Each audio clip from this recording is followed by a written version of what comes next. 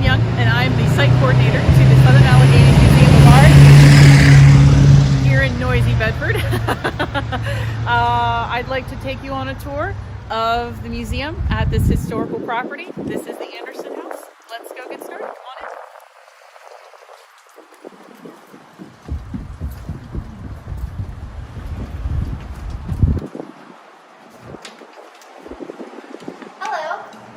Welcome to the Southern Allegheny Museum of Art in Bedford. I'm Michael Wiles. I'm Chris Peterson. And we're Visitor Service Associates here in Bedford. We'd like to welcome you to the Southern Allegheny Museum of Art. We are the longest running satellite museum in the United States, and we're housed in this historic Anderson House. It was originally owned by Dr. John Anderson. It was built in 1814, and it was the first residence in Bedford to be both a home and a business. The east side of the house was originally a bank, and then he had his family in the rest of the house. Because of that, we do still have the original bank vault, and this is a huge draw for most of our visitors. They sometimes come for the vault, just to walk in and look at it.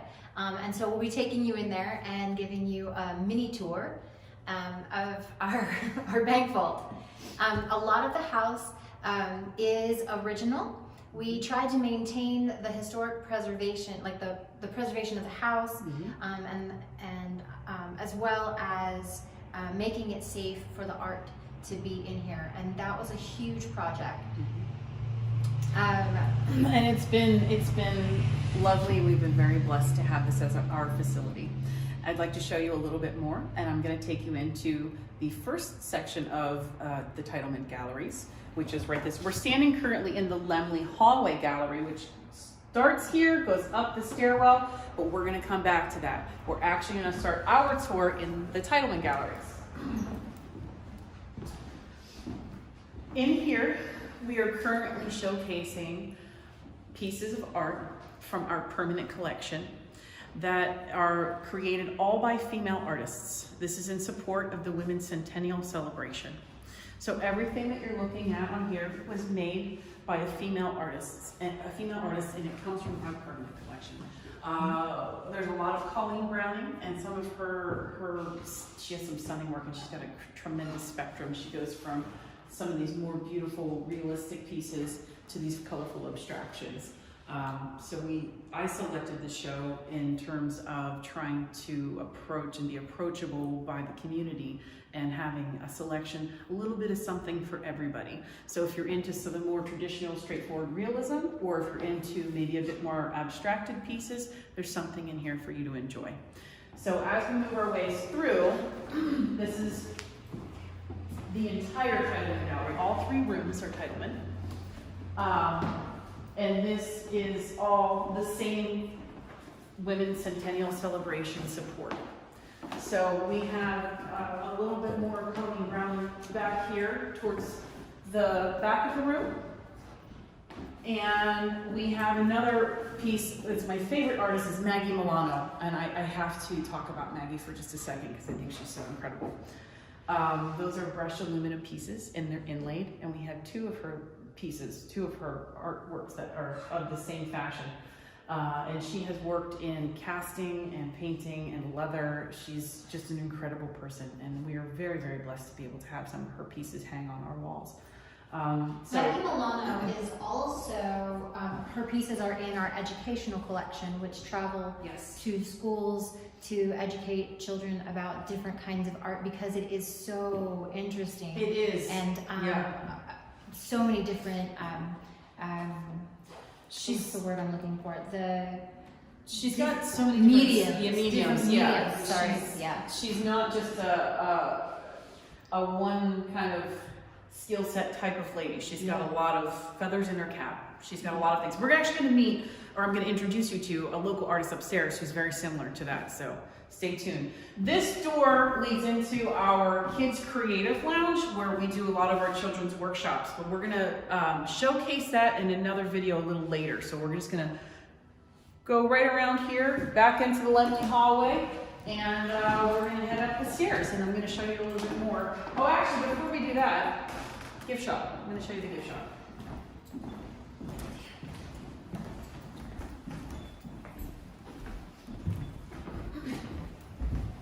So in through here is where we have our gift shop, and actually the vault that Michael was talking about earlier, here's the vault. It's in the gift shop, and it does draw a lot of attraction, a lot of attention. A lot of travelers that come into the museum are really impressed and appreciate the building a little bit more. So I'm going to hand it over to Chris to talk a little bit about the gift shop. Well, this particular location is actually the satellite or the beta tester for a gift shop. And we have slowly built up our gift shop to house many of the artisans that live in the local area. So we have some beautiful jewelry along with ceramics, handmade ornaments, and along with some crystal and some additional artwork.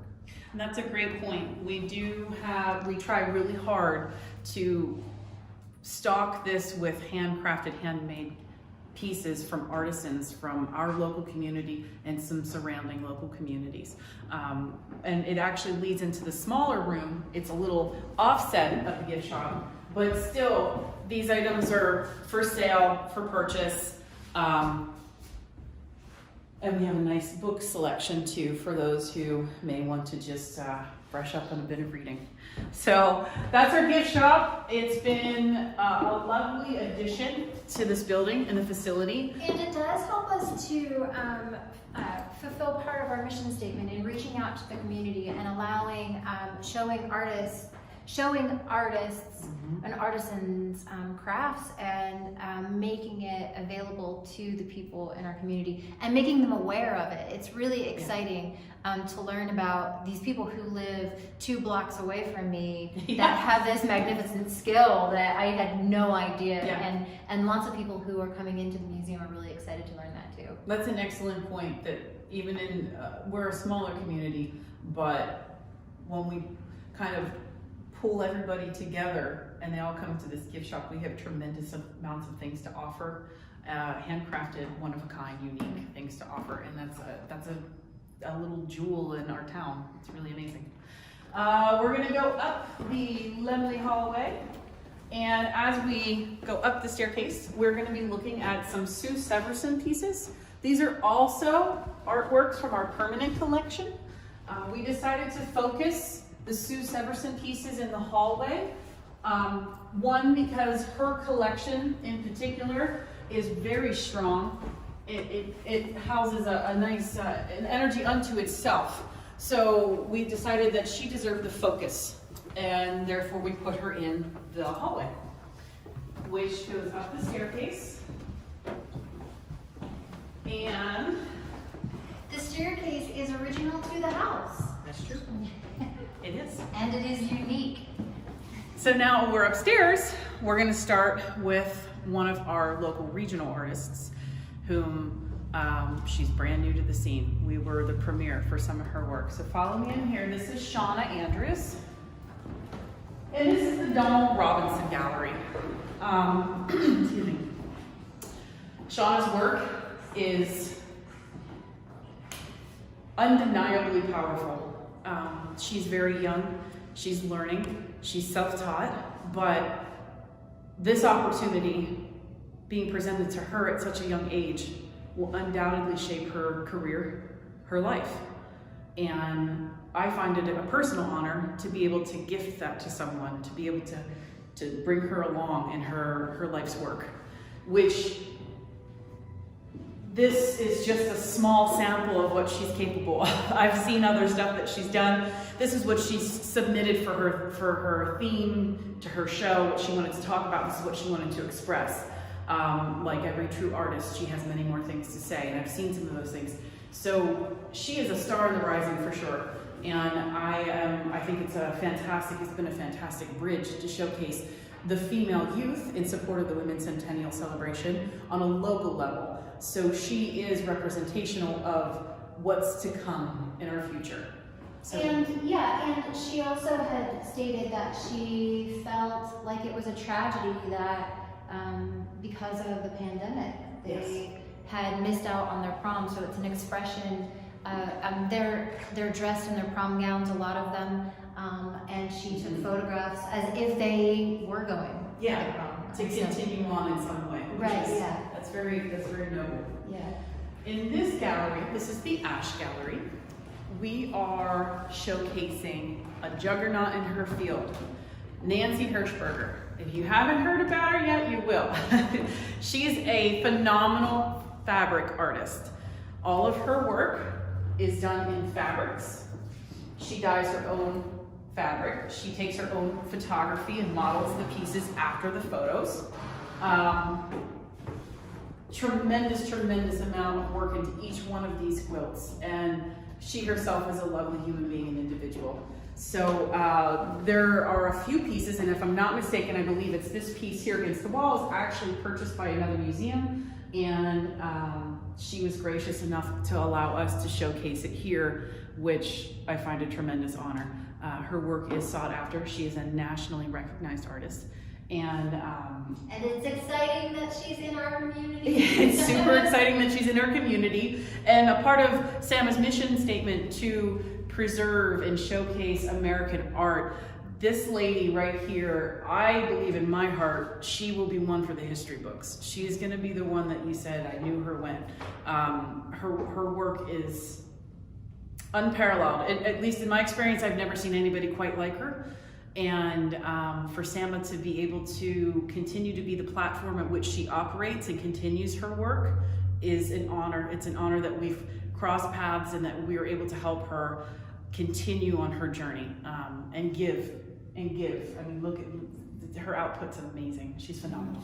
She's had 2 exhibits. This is her second exhibit with SAMA Bedford, and it's pretty amazing to see the difference in confidence. Yeah. Just in the time, you know, from her first exhibit to this second exhibit, how much confidence she gained. And I feel like that we were a part of that. Because when she came in the first time, she didn't know what to expect. She didn't know what was going, you know, like what was going to happen.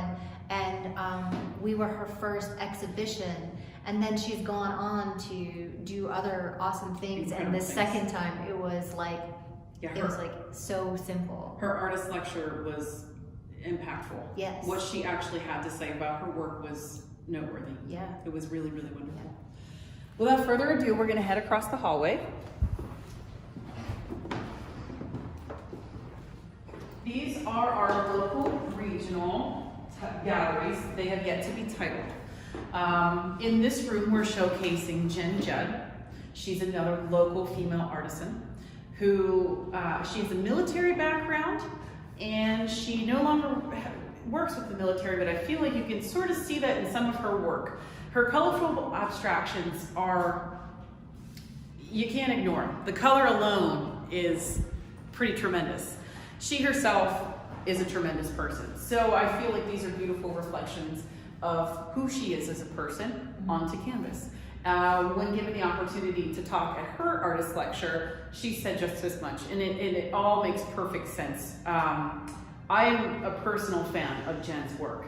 So she was selected to support the Women's Centennial Celebration, again, to try and to reach all wakes of art and everyone that has any kind of interest in art whatsoever. This would be the appeal of the abstraction.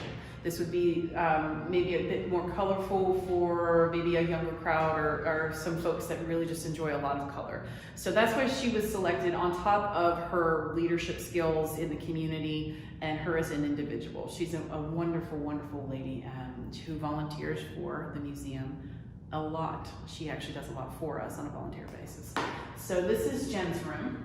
And can I add too that when people come to look at her art, it's very inspiring to them to know that she's self-taught. Yeah. To see someone that's self-taught and to be able to, you know, I think a lot of people feel like that could be me. They connect with it. Yeah. That's a great point. Yeah, and she is self-taught. She's such a special. There's only one Jen. There's only one Jen in this world, and we're very lucky and blessed to have her in our community. We're lucky. We're very lucky. The last gallery space that we have and again, it's untitled, but this is the regional local gallery. This is Mary Pat Bean. And Mary Pat Bean was selected for a couple of reasons. One of which is that, as you can see from the video, she's a lady who has many talents, much like Maggie Milano. She can do ceramics, she can do kind of commercial stuff, she can do sculptural stuff, she can do straightforward kind of realism, she can do somewhat impressionistic, she can do, I mean, what can't she do? That's a shorter list.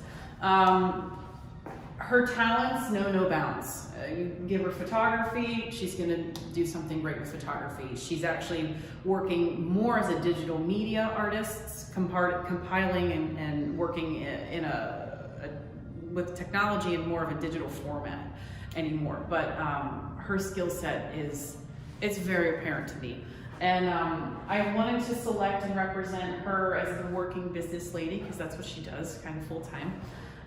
And yet she has time to have creative expressions in many different forms. And she not only uses a brush and paint, but she uses clay and ceramics. We've had a lot of people really respond to this room, really respond well to this room. I think that it's the most engaging in terms of variety. And I think that if you want to spend some significant time in here, you can take things from a large perspective or admire even the tiniest, finest details, like the hand carving done on one of her clay ceramic pieces, which she does the ceramics, or she does the glazing on the ceramics as well. So this, to me, all four of these ladies seemed like an excellent representation, and to be able to connect and support something as important as the Women's Centennial Celebration through these ladies and their work and their efforts and what they find intriguing in life is a true honor for us here at SAMA, and I'm happy to be a part of their journey as much as I know that they feel blessed that we're a part of theirs. We have an excellent relationship between the two. So that is the upstairs, all four galleries.